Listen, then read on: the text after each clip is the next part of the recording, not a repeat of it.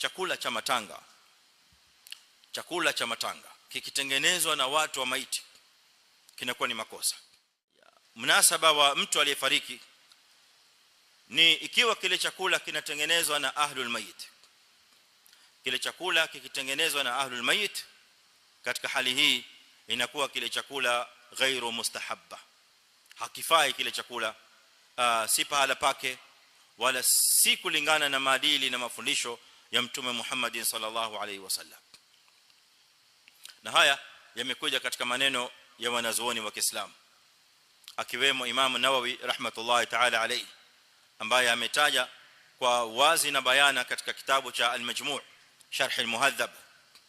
Akieleza ndani ya kitabu hichi Imam Nawawi rahimahullahu ta'ala anasema, wa amma islahu ahli al-mayit, ama wale watu wa maiti wenyewe wakitengeneza at-ta'am, wakitengeneza chakula, wale watu wenyewe wa maiti wakitengeneza chakula, anasema falam yunqal fihi shay, katika kufanya jambo hili hakuna kitu ambacho kimepokelewa katika dalili.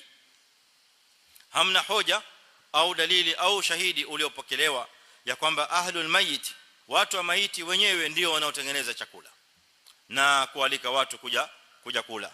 Kwa hivyo anasema, watu wa maiti wakifanya hivyo inakuwa ni bid'a, inakuwa ni uzushi ghairu mustahabba, ni jambo ambalo halipendekezi. Haya ni maneno ya Imam Nawawi rahmatullahi ta'ala alayhi katika kitabu cha Al-Majmu'. Kwa hivyo kwa maana ya kwamba ikiwa walima utafanywa kwa munasaba wa mtu kufariki, lakini chakula kimetengenezwa na ahlul mayit, fayakunu hukmu hadhihi alwalima bid'a ghairu mustahabba. Chakula kile lao kitatengenezwa na watu wasiokuwa watu wa maiti, ahlul mayit, wakitengenezwa na jirani, kitatengenezwa na watu wa karibu, ndipo hali hii inakuwa kile chakula jaiza, kinafaa, na watu wanaruhusiwa kula katika chakula kama kile, inakuwa mustahabba, bali ni sunna ya Mtume sallallahu alaihi wasallam, kama alivyobainisha Imam Shafi'i rahmatullahi ta'ala alayhi. Anasema fa inna dhalika sunna, kwa matamshi yake anasema fi'li hiyo ndio sunna ya Mtume sallallahu alaihi wasallam, wa fi'lu ahli alkhair qablana, na ni tendo la watu wema waliopita kabla yetu. Kwa hivyo unaona kwamba chakula ni kimoja katika hali kama hii, au kwa mnasaba wa mtu kuondoka duniani, yani maiti, chakula ni kimoja ambacho kinaliwa katika siku ile maiti anapoondoka duniani au usiku wake, lakini hukumu inakhtalifiana kwa kuzingatia tu kile chakula kimetoka wapi. Ikiwa kimetoka kwa watu wasiokuwa wa maiti, hukumu yake mbali, na ikiwa kimetokana na wale watu wenye msiba wenyewe, hapa ndio inakuwa kile chakula inaingia katika hukumu ya bid'a, hukumu ya ghairu mustahab chakula kile. Wala wale wanaokula kadhalika pia hukumu hii inakuwa yote ni moja kwao, wanakula chakula ambacho asili yake ni uzushi na asili yake ni ghairu mustahabba. Haya ni maneno ya al-Allama al-Imam an-Nawawi rahimahullah ta'ala. Kisha wanazuoni wakatoa hoja juu ya maneno haya, kama ile hadithi ya Abdullah ibn Jarir al-Bajali radiyallahu anhu inda Ibn Majah wa ghairi wa isnad sahih, anna nabiy sallallahu alayhi anna Abdullah radiyallahu anhu قال كنا نعد اجتماع الناس عند اهل الميت وصنيعه الطعام يوم دفنه من النياحه.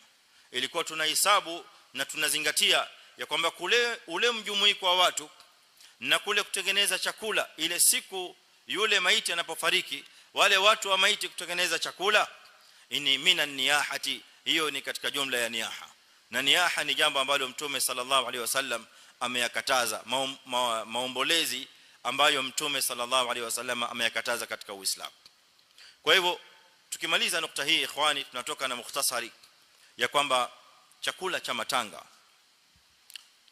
matanga kikitengenezwa na watu wa maiti kinakuwa ni makosa. Wale ahlul mayit wakitoa kile chakula, wakiwapa waislamu, jamani chakula hichi, ama mtu amekuja kati ya waislamu inda ahli almayit akapewa kile chakula kimetengenezwa na ahli almayit, inakuwa ni makosa. Lakini pale pakipatikaniwa chakula ambacho kimeletwa na wasiokuwa ahlul mayit, aljiran na qaraba, inakuwa ni sunna ya Mtume sallallahu alaihi wasallam. Kwa hivyo chakula ni kimoja, mnasaba ni mmoja, tofauti ya hukumu inatokamana na nani aliyetengeneza chakula.